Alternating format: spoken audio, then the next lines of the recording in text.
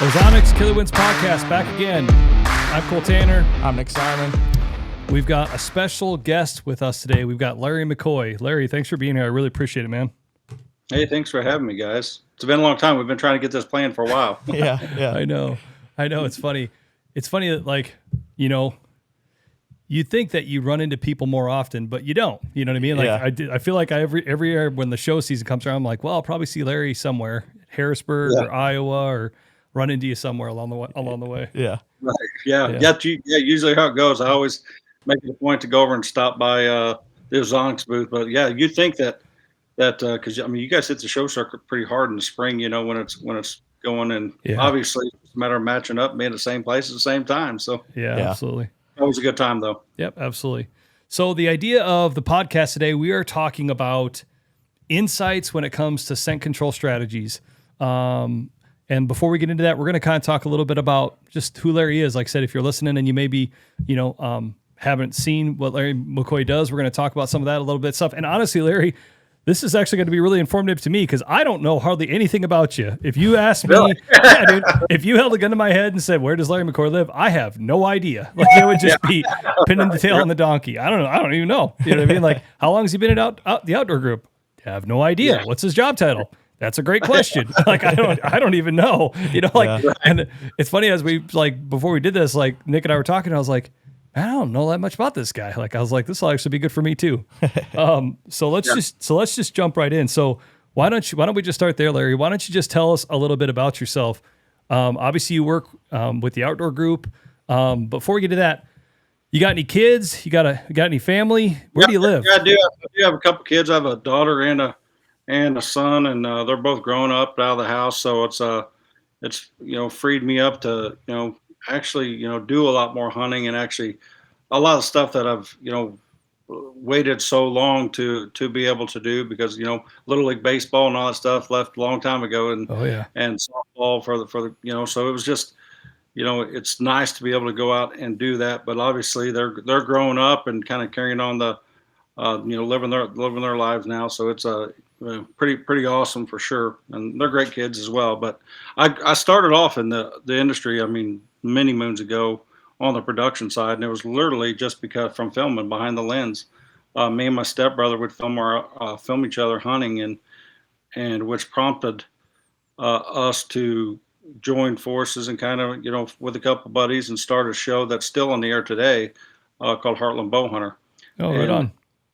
So back in the day, I mean, like, I was one of the OGs there, and then it got to a point to where we were, as we were having had kids and so on and so forth, I realized real quick, crap, we got to make a living. I got to figure out how to make some money. As well, and so that's where I just started freelance video. So I freelanced for, I mean, about everybody in the industry when it comes to. I've been on a hunt all over the world, filming with a camera on my shoulder back in the day, and which brought us to elite archery, and elite archery approached me wanting to start a television show, but also needing some help because they were going, they had plans to grow, and so they had some big plans going with that. They had some new bows and new technology coming out that was going to go into some bows. So they were just planning on bringing on a staff of people that was passionate about archery and hunting. And so I landed there, and I was a sales rep. And then shortly after, literally, it was like maybe the second or third day on the job, they said, we want to do a television show, and what's the best way to go about it? So, and that show was called Respect the Game, and that was 14 seasons ago. And it's still going strong right now. So, that's really how my segue into the industry and kind of how I've evolved. And through that, I've been blessed to have a lot of opportunities all over the world to be able to go. But I can tell you right now, being able to, keep your scent contained as a camera guy is vitally important, too, because I mean, you're trying to fool a deer's nose when you got two guys instead of one. Yeah. It's that much tougher, so. So when Ozonics came about, it was, it was literally a game changer. And I'll get into a story of what kind of really opened up my eyes to the ozone technology as far as it being, how effective it really is. But going back to elite archery, it started really booming and starting some growth, and then uh, they acquired another company, Scott Archery, Yep. and then Custom Bow Equipment. So these companies just kept getting acquired, and that's what formed the outdoor group. So Yep. myself, Darren Christianberry, and a few other people are really the few that are like the OGs that have been there the whole time. But Gotcha. it's been a great ride, man. With the bows keep getting better. Actually, today we just launched That recurve. a recurve. Yep. Yep, a recurve bow, and I've been playing around with that for the last probably month and a half, and which a lot of people are like, why are you going to shoot a recurve or whatever? Which, like, I get it. I was one of those guys too, and now I start playing with it, and I'm like, because when I first started shooting that thing, it was not pretty. I mean, Yeah, most it times was, out, yeah, like I yeah, said, it was that's bad. I mean, that's what that's what I used to do. Was I was an avid traditional bow hunter, and when you start trying to shoot instinctively after you shot a compound, I mean, it's like you go from riding a crotch rocket to feeling like you're riding a bike blindfolded. you're like, I know I got to hold on here and pedal, but I don't know where I'm going. You know what I mean? yeah. Yeah, that's funny. But so yeah, we just launched that today. So like I said, it's all evolving, and the company's doing good. So I'm actually the media director for the outdoor group. So all Okay. those brands, a lot of the marketing side come through us, and then also the executive producer of Respect the Game Cool. TV. And like I said, we're going on 14 seasons now. Crazy. How many brands are with the outdoor group? Do you guys have like under that umbrella? Like just so 9. nine. Okay. Right 9. on. Okay. So Elite All the way Archery. from there, bowstring, slick trick broadheads, some really premium brands in the archery space for sure, and brands that I'd be using anyway. Whether I was Yeah. working for them or not. It's just like slick trick was just it was a broadhead that I've used for so long, Yeah. and I was happy when the outdoor group acquired it because unfortunately, Gary, the previous owner, the founder of Slick Trick, had passed away, and we had we had acquired a company there because it was such a great product, and wanted to with the intent to take it to the next level, which we've been successful at. Yep. Yep.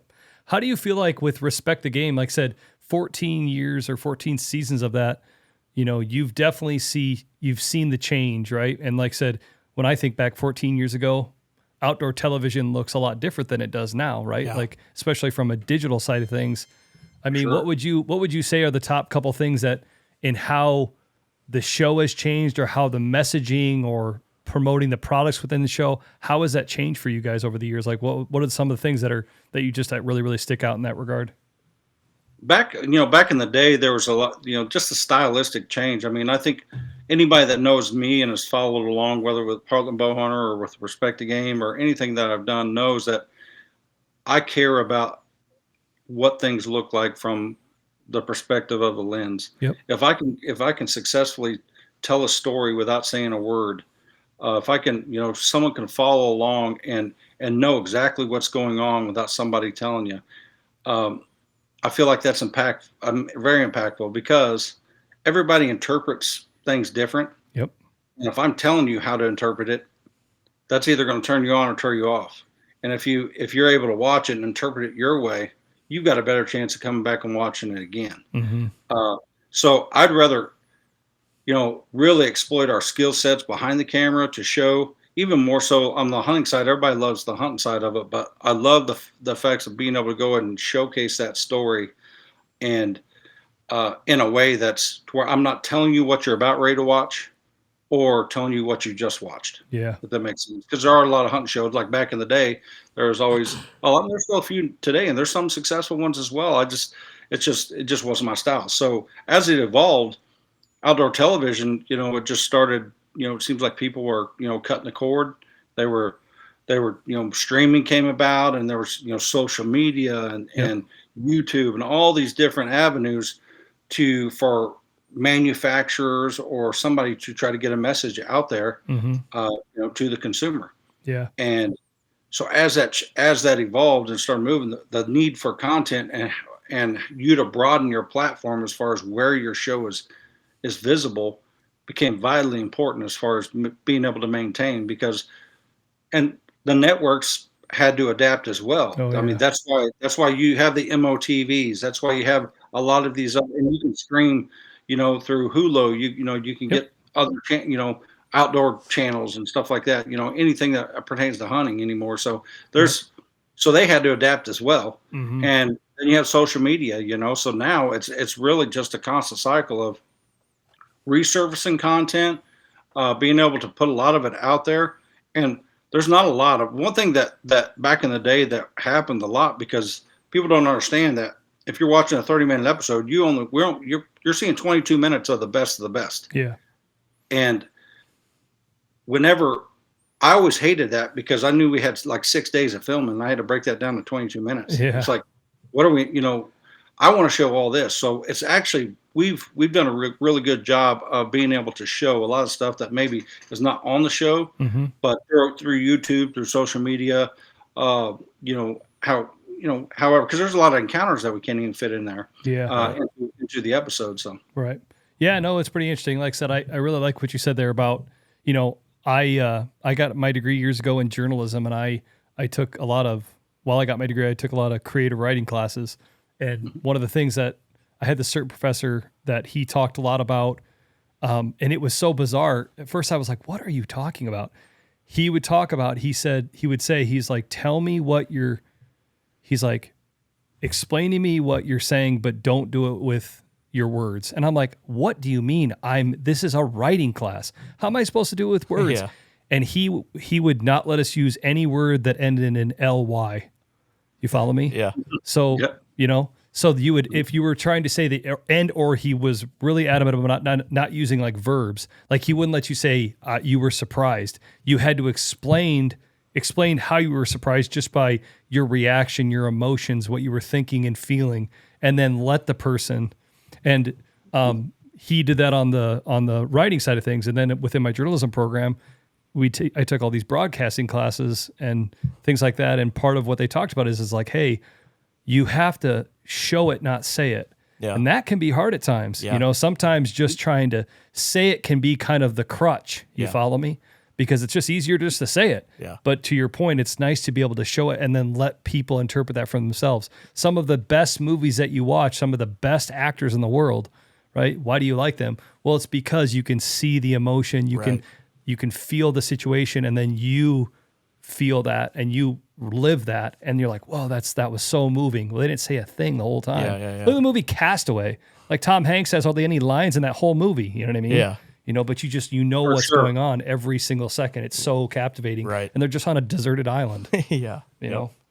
Another cool point to that is being for them to be able to perceive it that way, because you may have to go express that to one person, and they're like, yeah, they get it right off the bat. Yeah. The other one is like, you've got to do something extra to get them to understand or perceive it the way they do. It just takes a little, and that's what's so fun about just filming and documenting what we do, and being able to to show it and showcase it in a way that's entertaining, but yet cinematic, if that makes sense. Yep, absolutely. Definitely. Nope, I love that. Yeah, it's awesome telling a story. Yep. So what do you have coming up this year? Before we get into things, what do you got? I mean, it's summertime, fall's right around the corner. What do you have any big trips, big hunts that you're really getting all geared up for right now? I'm getting geared up. Well, it's just I was dabbling about an Africa trip, just because I've been, and I told myself when I first started thinking about Africa, I was like, man, I don't really care if I go or not. And then I went, and then I went again. Then I went again. Then you drank the Kool-Aid. Yeah, exactly. You realize it's really tasty and there's tons of stuff to shoot. Right, exactly. So you look at Africa, and then man, it's really this year. I just got back from a bear hunt, which was a really good time up in Manitoba, and then this fall, man, it's just gearing up. I mean, I'm constantly thinking whitetails and hunting. So whether it be planting food plots or getting things ready, documenting, going back and look at some of the stuff I documented from the last season to see how things have changed, and even properties, because even though you think you know a property, and you've hunted it forever, I'm telling you that it can change in a heartbeat. Meaning it does. You have no control over Mother Nature. A tree falls over a fence where they've always crossed, and next thing you know, their whole route changes, and, Mm-hmm. and so it affects how you hunt that property. I'd rather know about that stuff now Yeah. than right now in the season, so I could try to make my best educated guess to be successful, in the season. Yep. But Absolutely. so yeah, I mean, just prepping for the season in this fall, I think is what's in. And then we're going to hit it hard. We'll have Kansas, Iowa, and a lot of different states from the Midwest, and then I'm going to go to Mississippi for a velvet hunt. Oh, there you go. Nice. Which is so that's always, it's like a 3-day velvet season down there. So we're going to kick it off probably in Kentucky and then down there. Yeah. I know those velvet seasons, it's such a tight window. Yeah, it is. It's such a Very. tight window. Yeah, that's wild. All right, so let's jump right into this. Before we jump in, one of the things I wanted to ask you about too is what was your experience? And I talk a lot about this when we're at the shows to people because I feel like this is applicable for a lot of people. What was your experience when it came to scent control prior to Ozonics? Like, what type of things did you do, and or what type of experiences did you have? What was the things that you really hung your hat on that you did prior to 10, 15, whatever many years ago when it came to when you were I literally I did everything because I thought that I was kind of a freak about it. Just because back then there was some of the properties I were hunting, it was very detrimental to make sure where they're getting in and out. Yeah. All the way from my boots to getting, having them in all my clothes in a bag in the truck, getting ready out there. Sometimes I'd even carry my outer garments in, spray them down before I put them on in the stand. Right. I was really cognizant of how of my scent and how I was going to get to and from, and my scent, even knowing the wind direction and so on and so forth. And it just never seemed to, I was always somehow getting busted. Yeah. Regardless of what I did. I mean, there was always a scenario where, you think a deer is going to come in or an animal is going to come in from this direction because that's what a trail cam looks like. But they're circling. They're going to they're going to have their wind at their favor, Mm-hmm. and they're going to get their wind in their favor. And when that happened, it just seemed like they were catching enough of my scent to to alarm them, and I was having a hard time with it, especially big nanny does. They can run a hunt. Yeah. So which brings me to kind of my first Ozonics experience. Really that's really kind of what sold me on the ozone technology and Ozonics way back in the day. We talk about everything that I did to try to maintain my scent for the circuit, so to be the most as most scent free as I possibly can. Yeah. Because your body's constantly emitting odor of some sort. So we were up on this ridge in Illinois, on top of a ridge. So we'd have a predominant wind, and it was a good wind at the time, and we were getting pictures of a buck literally, and he was a really good deer, and that was the deer we were going in there after. But every morning, literally, like it was 8:06, and 8:06 in the morning, I'd look over and I could see. The first morning, I saw the big old donkey-headed doe just out there, and she's just, giving me the old juke and jive and the head bob dance. Yeah. Started blowing, and so I was like, "Well, crap, that." So we set it up. Didn't see another deer the rest of the morning. Couple waited for another wind because I thought, well, crap, maybe they are coming in the other way. Well, guess what? She approached the same way, wind at her favor. So I thought, there's no way that we're going to beat this girl's nose. Boom, she is just, bobbing and weaving. Lets everything around know that there's something there on top of that ridge. And so after 3 times of that, I'm like, man, I about gave up. And that's when I was introduced to Ozonics because being straightforward. It was another piece of gear. It was something I had to charge and pack in there. Yeah. So almost like, you look at it as like a pain in the butt. It's like, and I thought, well, because I'm going to carry one extra thing in my pack. I'm already loaded down. Yep. And I thought, man, what's the hurt? I'm going to go out there. I'm going to try it. Right. So, literally, I just, we went out there, hung it, checked the wind, made sure I seen which way the wind was blowing. And 8:06, I looked, I'm like, where's she at? Pretty soon I could see some ears just kind of moving. and she was super, super cautious, and I could see her trying, and she was taking about 10 yards at a time and literally just slipped right by me without, and never smelled me. Yeah. And I was like, there's no way that just happened. Yeah. And the crazy thing is at 11:01 that morning, we had an opportunity to get that buck. Isn't that something? So it's a, from that point on, it was like a game to me. I would have those Ozonics running and set up and blow bubbles, watch the bubbles go at the deer and stuff. It was just because I wanted to see what my scent was doing out and about, instead of just right here. Because one thing that I had a bad habit of when I was checking wind, okay, the wind's right here. It's just blowing right here. It's blowing this direction. Well, what's it doing? Is it hooking around the back of the tree and shooting down the ridge this way, or what? So that's why I was using bubbles and the floaties and stuff to make sure, so I can pay attention to what the wind's doing out there. Yep. And then making sure, and then learning more about how to set the unit up, what's the proper way to set it up, because knowing what it does out there, if I can intercept my my scent before it makes that hook, I'm going to be in a lot better shape. Yeah. And ultimately, it's done nothing but increase opportunities for me. Mm-hmm. Yeah, that's one thing we talk a lot about, we were just I was at the Shields event a few weeks ago, and all these sales guys there, and the one guy right at the beginning, anybody have any questions right off the bat? And he said, what's the absolute most important thing if there was just one thing you're going to tell people? And I went right to setup. Yeah. I'm like, to me, it's all about setup, because if you don't have it set up the right way, I mean, you can have the latest and greatest elite bow, try shooting it upside down. Right. You know what I mean? Like, I mean, it's kind of fun to try if you really want to try it. I'd recommend a whisker biscuit, but, you know what I mean? Like, it's probably not going to work, very good. Right. Like, and so it's all about setup. You know what I mean? Yeah, definitely. I think that's really what it comes down to. And I think to your point too, Larry, and I've said this until I'm blue in the face. I think that's what everybody, and I know you're going to just be like, yep. We go to the shows and we really have a chance to stand in front of people and really, really dive deep into it on the men and women that are just on the fence about it. I say the exact same thing. I'm like, here's the deal, man. You're going to buy it. You're going to borrow your buddies or whatever. You're going to start using it. Yep. And you're going to see it work. Just set it up the right way. Don't even think about the wind. I mean, don't think about the Ozonics. Just hunt the way you hunt, right? Set it up the right way and then watch what happens. Because what's going to happen to you happens to everybody.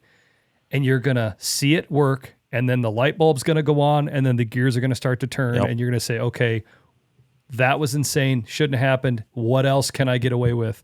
How else can I push the envelope? Yeah. And I always think it's fun to hear those stories, because everybody has that moment when you're I had the same thing. Like I said, I had a opportunity years ago. I actually I guided Scott Elrod on an elk hunt. I was a guide in Colorado. Came and,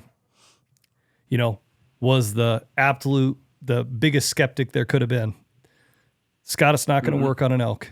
They got bigger eyes, bigger ears, bigger nose. It's not going to work. Just Scott being so nice how he is. Oh, okay. And then over the next 6 days, he completely flipped my world inside out. And even then I was like, oh, okay. But then I took it back to Iowa. I wrestled him for it. I'm like, dude, you got to let me keep this thing. It was an HR 200 back then. Yeah. I took it back to Iowa, went to a spot. This is the spot. If it works here, it'll work. Big mature doe came, walked right through, didn't even lift. Yeah. Just walked right through. And I'm like, okay, this is going to completely change everything for me. Yeah. I think that's been, obviously I haven't been at Ozonics for too long now, but I think that's probably been my favorite part, is hearing everybody's first story, first experience with Ozonics. It's just so cool, because really all the stories are pretty similar, and that you can just see it in their face and in their expressions that this really changed how I do things. It's pretty cool. Yeah, absolutely. No, absolutely. Yep, for sure. And it's to me, it's like an insurance policy. I mean, honestly, because I can hunt a lot more aggressively. Yeah. Because like I said, setup is key. I'm going to go and I'm going to make sure that I have it set up correctly. So with that, through my experiences, I am very confident in hunting more aggressively, hunting that marginal wind where back in the day you would have never thought of. Yeah. Doing. So, but And so that's what I call it. It's like a hunter's insurance policy. Yeah. It Well, creates opportunities. I think the thing that somebody listening might not think about, because again, used to be a videographer myself and did a lot of different hunts and traveled around. One of the things that I think the person watching the show doesn't think about that really, really comes into play is like when we hunt Iowa for 2.5 months, pretty much whenever we want, right? We have the ability to kind of pick the right day on the right wind on the right stand. Yeah. But when you go to Mississippi, you got 3 days. When you come to Iowa, you're maybe going to go to Kansas after that. You only have 7 days, right? You have a shorter amount of time to try to get it done. Yeah. Does that make sense? Yeah. So all of a sudden, we talk about hunting the right day. It's not about hunting the right day. It's about hunting right now. Yeah. You know what I'm saying? Yeah. Does No, that that's make a great sense? point, for sure. Do you? For sure. I mean, so when it comes to, I'm honestly, we've really kind of already kind of answered this question, but when it comes to how has it changed the way you hunt, what would you say overwhelmingly? Is it you feel like you can be more aggressive? I mean, I talk a lot about when the time's right, and some people don't like this, but I talk a lot about how the majority of the year I hunt the wind, but then when the time's right, I stop hunting the wind and I really start hunting the deer, and I really will go. You know what I mean? Yeah. I'll push it hard. No, that's a great analogy. And because you're not going to stop hunting the wind, Right? I mean, but I can tell you, just there's a piece of property that I may not even hunt that year, and they're smaller pieces. And a lot of people can probably relate to this. They don't have a big chunk of property. They have 14 acres or 40 acres that they're hunting, and they've got one access point. So them being able to get there and have a successful outing was pretty challenging because of the way they had to go to their stand or and leave their stand. So with that smaller piece of property like that, it was one of the best pieces. It was like the deer density wasn't super large, but the deer that I was after, would use that piece of property. It was like, and I was never successful there until I figured out, what, I got to press it. And the only reason why I did was because of my experience using Ozonics. Right. And it was like, it became vitally important to me because, and I look at it from somebody that's all they have. Mm-hmm. And they can only hunt because they got jobs, they've got kids, and everything. They can only hunt the weekends. So they may only be able to hunt 6 days out of that whole bow season. Why not maximize those 6 days? Yeah. You know what I'm saying? And that's why I say that Ozonics is an insurance policy for that, because there's so many times that, there's too many deer showing up on camera for me not to see nothing. I knew that I was blowing the place up. Yeah. So in conjunction with the kinetic pack and other things, whether you spray your boots and all the other stuff, I mean, once you get in the tree, it was just sound. So I was having more successful, more positive encounters. And a lot of people that, and I use that a lot, positive encounters, because as a hunter, regardless of the size of the deer or whatever, I mean, I really look at positive encounters when I can actually have a positive encounter, and I feel like I have a great opportunity to harvest that deer, whether I choose to or not. That's a positive encounter. It could be a 6 point, a 4 point, it could be a 130, it could be a 150. But when you can consistently fool their nose to a point to where you're having those positive encounters, it's just a matter of time. Yeah. You're going to learn so much about deer. You're going to learn so much about how you're set up versus, what you haven't done versus what you need to do. Yeah. Because, being versatile is key. And there's so many times that I've been sitting there, you'll look across the field and you see deer coming out, every night. So guess, why? Because I killed a deer back there 6 years ago, and I killed one last year there too. Yeah. And I've had that stand there for 10 years. But we talked about the properties changing. Well, the first thing I'm going to know is which way is the wind blowing when I see those deer coming out there. And if that's all I'm saying, and I'm just saying, well, I know that they are because they have in the past. They're going to work across this field and come all the way over here, and it never happens. Being able to make that adjustment and say, guess what? I'm going to continue to see deer over there unless I do something about it. Mm-hmm. So I'm going to have to go over there and put myself in a position to be successful, which allows me to even be a little bit more aggressive to get in there, because I maybe have a marginal wind, but now I put myself and made myself gave myself an opportunity to be successful. Yeah. Right. To go out there, to go out there and be successful versus just sitting back because I was scared they were going to smell me, Yeah. or so on and so forth. You know what I mean? So sometimes you got to make those adjustments, and you're going to mess up. Yeah. You're going to mess up. You're going to. I mean, you've got to be able to accept that. Yeah. And learn from it, because it's going to happen. But that's the key to me, is you just got to keep going after it. I love the game. I love going after it, and I'm going to win some and I'm going to lose some. Yeah. But I'm going to keep doing it. I can tell you that. Yeah. Yeah. Definitely. No, yeah. I mean, there's a lot of truth in that. Like I said, I mean, I'm Mr. Analogy guy. So sometimes I think hunting is a lot like if you're an NFL quarterback.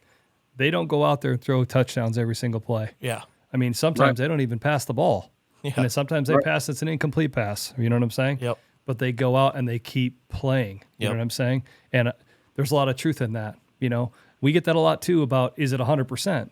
No, man, nothing's 100%. Right. But is it going to help me? Is it going to give me an advantage, an inherent advantage I clearly don't have? I always talk about the rule of 10. If I could have, if you're listening to this and you think about the buck that got away, that doe that just got away, and you had 10 feet, 10 steps, 10 seconds, 10 yards, 10 any of it. Yeah. You just had 10 extra. What could you have harvested? What could you have had an opportunity at? For me, that's what Ozonics does. For that guy that's got those does that walk out on that certain side of the field and they just sit back there and wait. Yeah. Well, you can push it. You know what I mean? Right. And again, I don't push it every single day, but when it's time to go, it's time to go. When I've only got 3 days in Mississippi and it's afternoon of day 2, well, the hunt's halfway over, man. Yeah. You know what I'm saying? That's right. Like, exactly. It's like, you know, like hindsight's always 20/20, but when you get home and you're sitting on the couch, you're gonna go, gosh dang, why didn't we push it? You know, push it. And you can, and that's what, and again, I know it sounds like a broken record, but that's what an Ozonics has done for me. Yeah. That's the thing though. And I know some people may be like, man, they're hard selling the product and all that stuff, but it's, you can think that until you try it. I mean, you'll understand what we're talking about. Yeah. And I tell people that because I'm that confident in it, and it is the most effective tool. I mean, I would have that before I had my clothes. You know what I'm saying? I mean, literally. I mean, and then to add to that, the systems that Ozonics has come out with to actually maintain your clothes and everything else with the one locker and the dry wash bag. It's like, I mean, it's foolproof. I mean, I can literally come out, take my outer garments, put them in the dry wash, run a dry wash cycle, leave them in there, and then when you go hunting the next day or whatever, you've got everything literally clean and scent free. Yep, ready to go. And the thing that people don't understand is Scott Elrod. You know what? Him and Buddy, actually we just happened to be in camp in Saskatchewan years ago, and he was talking to me about ozone and the technology. And the one thing that, it sounds kind of foolish, but there's ozone in the air right now. Deer smell ozone every single day. Right. So people, the people that are like, it's just the amount of ozone that it's smelling or whatever may be varied. And literally what it does is, I mean, I've just seen a huge change. But once it's explained to you of how it works and you set it up correctly and you use it correctly, whether it be for your clothes and then in the tree, in the field, I mean, it is a foolproof system. Yeah, absolutely. So when it comes to, because again, I think kind of one of the differences, Larry, probably that you experience is most of the time when you're hunting, you're most time hunting with a camera. I mean, do you do much just hunting on your own where you just, or is it pretty much like if you're hunting, you've got a camera with you, you got a cameraman with you? No, I will go on my own. Yeah. Okay. I mean, I'll go, like I said, I mean, we eat a lot of deer meat, in my house. And like, so I'm not afraid to go out and whack a couple, does or whatever for the freezer. And so I'm going to, I will do it I'll hunt by myself. What I'm trying to get at, I guess I should have said that first, is when it comes to, if you are hunting on camera and it's 2 people, it's more. When you're hunting out there, if you were to put a percentage on it, is it 70% tree stand, 30% in the ground blind, or how much do you, when it comes to when you're using Ozonics and you are hunting with a cameraman, what percentage of what style when it comes throughout the year? I mean, is it 50-50 or? No, I'd probably say 70 tree stand, 30 blind. Or when I say blind, that doesn't mean ground blind or box blind. That can mean just on the ground. Yeah. Like cut some limbs out in front and put it in there. I think, I had one encounter in Kansas last year that was where I called a buck up and he come all the way across trying to get the wind right. And we had Ozonics going and I mean, he come into like 6 yards right to where the call was coming and came down. I had a decoy out and we totally beat his nose. But, and with the assistance of the decoy, because, obviously his attention span was there once he got there to where it was, the decoy was visible. But being able to have him that close and not booger, to a point to where, hey, they're leaving the country. It's something pretty special, especially being at the same level they are on the ground. Yeah, absolutely. I guess the next thing I was going to ask you about is if there was an inside scoop, if there was just something that, a little piece of Larry McCoy wisdom when it comes to Ozonics, when it comes to setup in a tree stand, set up in a ground blind, a certain strategy that you feel like you've really seen with Ozonics that you've really capitalized on. If there's something you come up with when it comes to that, I know where I stand on some of that stuff, but I just didn't know. So there actually, because a lot of people will check the wind and they'll point it directly at what the wind's doing, and then depending on what tree you're in, the unit may have to face kind of maybe a different direction to be able to catch your wind, if that makes sense. Because this tree may have a branch that kicks off this way, and you're set up here.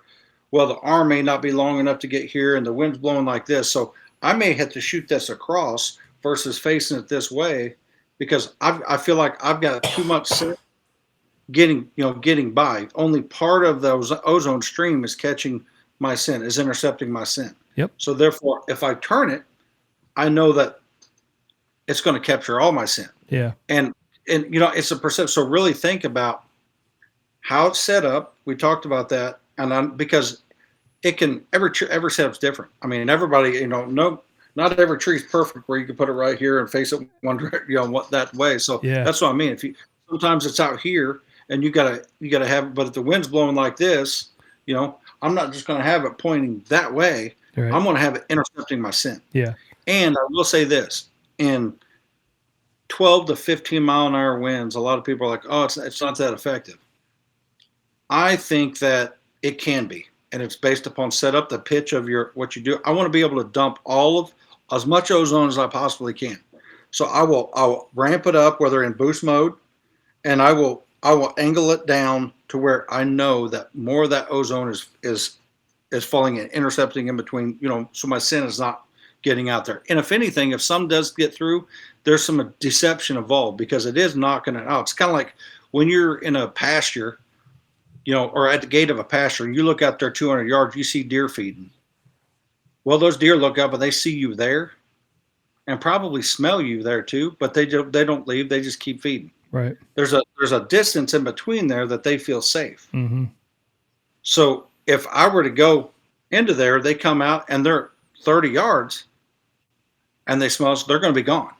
So my point in saying that is because I think what happens is a lot of times, even if some of your scent does get through, there's enough deception there to make you seem like you're further away than what you really are. Absolutely. Yeah, definitely. Yeah, no, I 100% agree with that. Like I said, when you're talking about setup on that first part, we get a lot at the shows, and like I said, we did a little bit of filming last year together, and you see me a lot of times. I very rarely have it just right above my head. Yeah. I think that's sometimes something that we are always working through at Ozonics from a marketing perspective, because obviously in a magazine, on a picture, it looks great when it's right above a guy's head and he's got his bow at full draw. Right. But that's not always really how it is. Most people are sitting the wind in their face, which inherently means the downwind side may be behind you. Yeah. So a lot of times, and to Larry's point, you don't always have just a perfect, it's not a telephone pole tree all the time. All of a sudden, I mean, where I'm at, I'm the 30-foot guy. I love being way up there, right where the tree starts to split, right? Where there's not like a real trunk anymore. That's where I like to be. But sometimes that means I've got the Ozonics over here, right? Yeah. The middle spot. He's up there fist bumping the Southwest pilot. Yeah. It's funny because I never really realized I went high, and then Nick made it very clear. There's a couple spots, and he's like, dude, I'm gonna get a nosebleed up here. He's like, we're in the atmosphere. This isn't close to the ground. He's like, you could fly a Cessna up here, you know. Oxygen level low. Yeah. But yeah, like I said, sometimes that middle spot, it's a big branch right above where you just can't. So I put it out on that branch. Yeah. A lot of times, instead of putting right above my head, to Larry's point, I put it wherever that downwind side is. I try to get it out there. Yeah. Does that make sense? Yeah. Yep. Just to intercept as much of your scent. Well, Yes. and a lot of it's wind speed, but mainly it's where can I set it up to where it's going to be the most effective. Yeah. The other thing too is going to your point about whether it's above your head or not. Sometimes there's nothing to attach it to there. So if I was going to do that, and if I do carry any other spray or anything with me, I'm going to have it set up probably right about here. Yep. Which I'm going to say about this high here, and angle down, because that's going to get 3/4 of my body, and I'll spray the other hat, the top, and keep it sprayed down, because every situation is different. Yep. But but the main thing I look for whenever I go in there is how am I going to set this unit up, because that's the first thing that's going up. Yeah. Well, and I think to the other part of what you said there too, it's, one of the other questions we hear so much is, well, how's the deer going to react? How's it going to react? And the thing that I always say is pre-Ozonics, when you went out there, and let's say your scent is units, and the units are 10. If you go hunting without Ozonics and that odor's going down and it smells all 10 of you, hasta luego. Yeah. They're gone. Right. You follow me? Yeah, bro. Yep. And I think what you described is, I think, a great way to put it, is that what I've experienced, I think a lot of people experience, is you'll have a deer at 20 yards that feels like you're at 200 yards. Yeah. Because is an Ozonics going to eliminate every molecule from a molecular level? No, probably not, right? Is it going to get to everyone? No, probably not. But all of a sudden, instead of it being 10 units, it's 2 units. Right. So all of a sudden that deer's at 20 yards, and you're seeing the reaction of that deer when it's regularly 250 yards through the trees, where that doe or that buck may be kind of walking back and forth. They just can't figure it out. Right. They're smelling a diluted version of you. Does that make sense? And that's where it comes all the way back around to that rule of 10. Hopefully when they're at 20 yards, you've got the 10 extra steps, 10 extra feet, you've ranged, you're at full draw, and you're waiting to make that shot. Yeah, exactly. That's the whole idea. Yep. For sure. I think there's a lot of truth in that, like you said. And then I really liked what you talked about earlier too, about those positive encounters. Because, and that's actually funny, you talked about Scott. That's one thing he said to me years ago. I think sometimes we forget as hunters that a lot of what we do, it does affect the behavior of an animal. And when you really start bow hunting, being bow hunting a sport of getting close, it's when you really start to realize that what you do does affect the behavior of an animal. Yeah. You know what I mean? Yeah, 100%. There's so much to it's funny watching video when you and I were together last year. Little things that I feel like I pick up on afterwards is just the little nuances of the conversation. Like, oh man, she just stopped. Like, oh, she looked up. It's like we're kind of talking through the things that you're just normally just kind of thinking about. Yeah. But you're really in tune with the behavior of an animal. Exactly. And the reality is that our scent, their eyes might play tricks, their ears can fool them, their nose doesn't lie. If you want to, from my perspective, I feel like the one thing that affects an animal's behavior more than any other, it feels like there's a direct line from their nose to their brain to what their body does. Yeah, right? exactly. Like it's just wild. You know what I mean? Like they smell something and it just affects them. And when you can have those positive experiences and you can have them where they're not affected, that's what it's all about. Right. Does that make sense? For sure. Well, Larry, heck, I think that's great. Yeah. Listen, he pounded out all my questions. I really thought I had a couple stumpers in there, but I guess not. Gosh, I feel like I didn't even do my job on this one. I feel like I think I need to ask you like an arithmetic question or something. I don't know if you're good at math, but I got a long division. If you don't mind, we can do that quick. No bueno. Well, guys, like I said, thanks, Larry, for being here. Like I said, everybody listening, like I said, check out Respect the Game. Yep. Jump on the outdoor group. Like I said, they've got a bunch of great brands.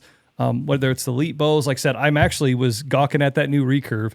Actually, and how with those limb pockets and like, it looks like you guys are adjusting the tiller, you know what I mean? Which is kind of cool. You can adjust the tiller. Yep.